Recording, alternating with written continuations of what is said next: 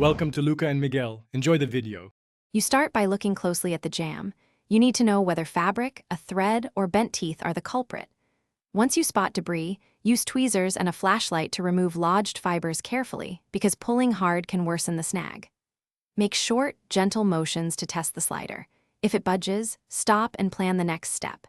If it won't move at all, pause and prepare a lubricant and small tools so you can proceed without making damage worse. Now you'll apply a targeted lubricant to the slider and the teeth. A pencil tip of graphite, a dab of clear soap, or a bit of candle wax reduces friction. Once lubricated, protect the slider with cloth and use pliers for careful, incremental back-and-forth motions.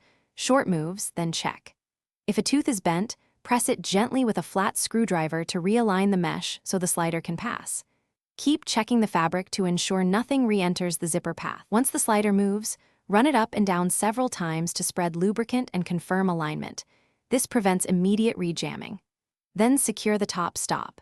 Crimp a new metal stop, or sew a tight bar tack to keep the slider from coming off. Make sure fabric around the zipper is flat so the teeth engage properly.